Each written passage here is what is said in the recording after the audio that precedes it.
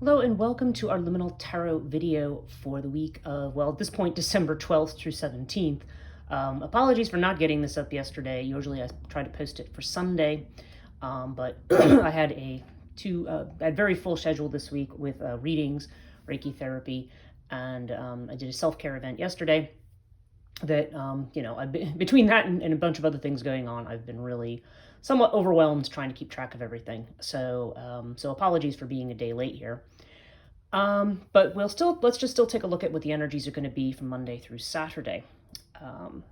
So first, okay, the tarot deck that we have today is the Tarot of the Familiars. We have the Celtic Tree Oracle. We have the Wisdom of the Tao, Moonology, Voices of the Dark Mothers, and we have the Essential Oil Oracle, and also Norse runes. So let's start with tarot as always.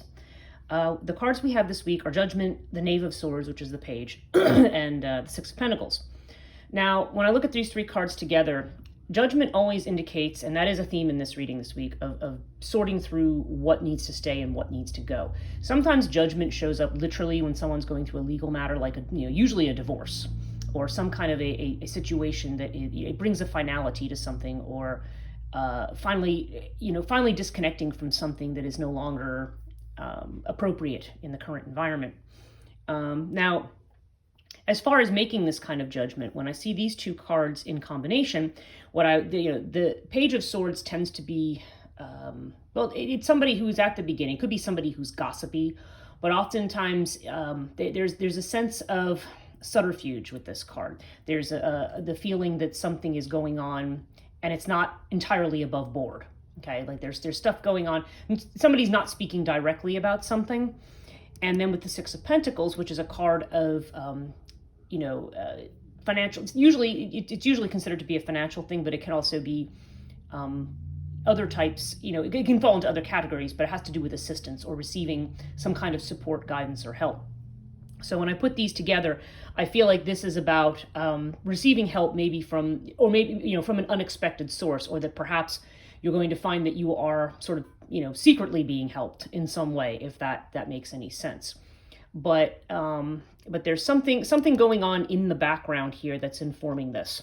So I would translate that as, you could find help from a very unexpected source this week, and that help may inform making any kinds of decisions that you need to make.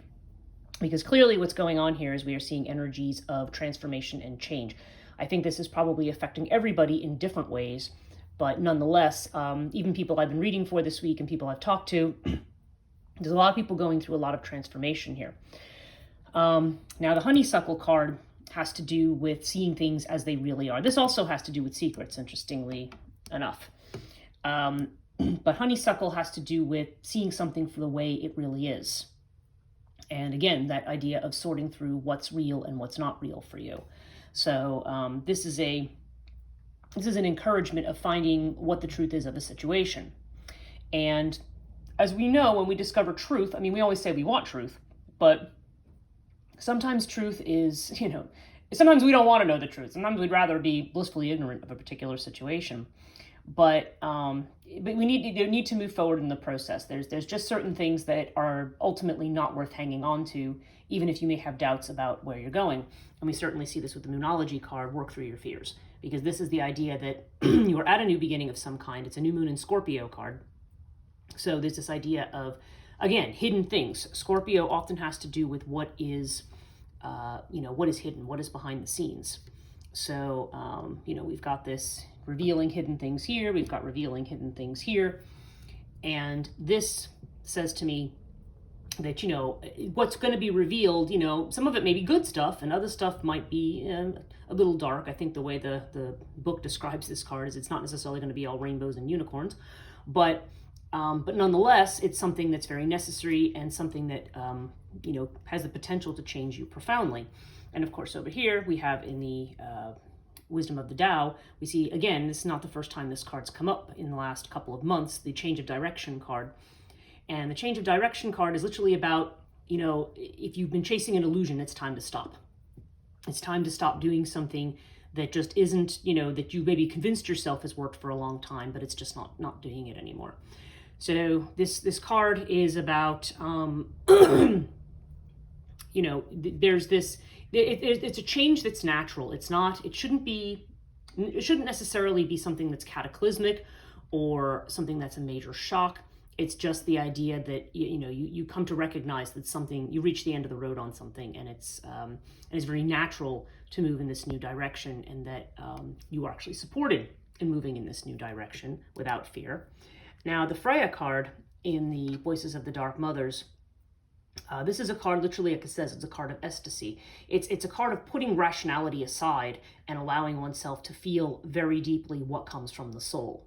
So that, to me, is a good clue as to what's going on here. There's a lot more going on with what's authentically felt, and what authentically, even beyond just, surface emotions. I mean, things that very, very deeply matter to you.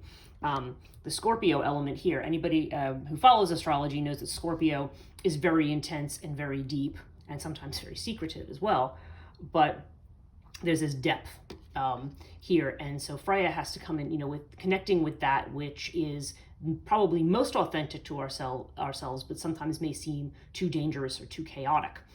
But to me, the message there clearly is, you want to get away from an old, stale patterns and stale ways of thinking that are no longer useful in a very general sense. I'm finding as we're seeing certain astrological shifts, and as there's just all of these changes that seem to be going on in the world, collectively, with the collective wisdom. We do see elements in the culture of pushback against some of those things, but I feel like the direction that we're all headed, perhaps as a species, is towards this reclaiming of the soul, this reclaiming of living authentically, living the way that we want to, and that the old ways of doing things are just not going to cut it anymore. Our essential oil oracle card is the yarrow, or the palm, as they say, and this is a card of divination is the key word.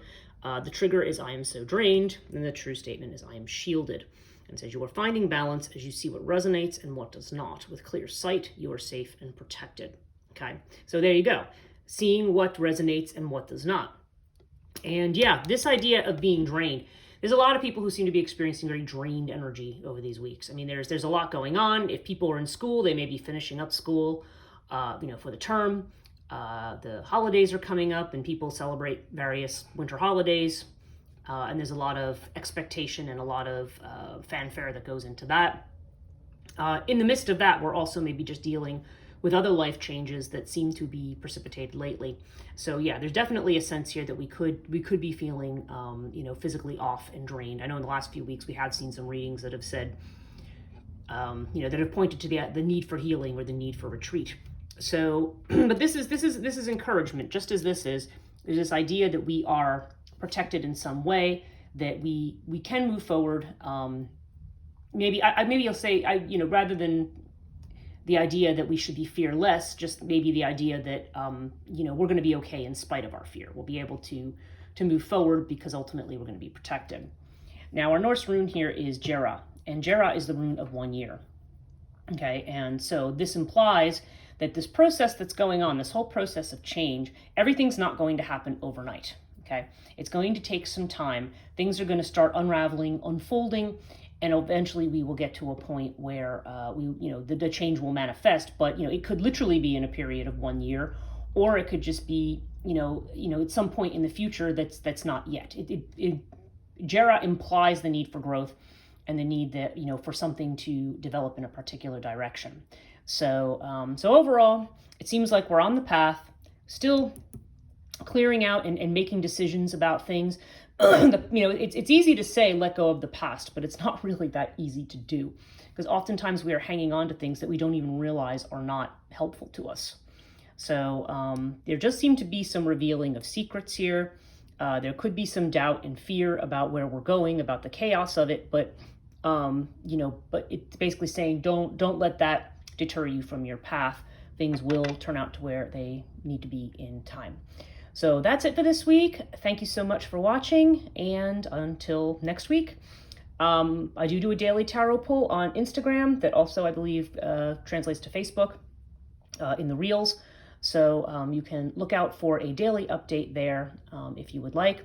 And if you would like in-person readings, my December calendar is getting almost full. But I do have some readings, a couple of readings left in Milford for the month.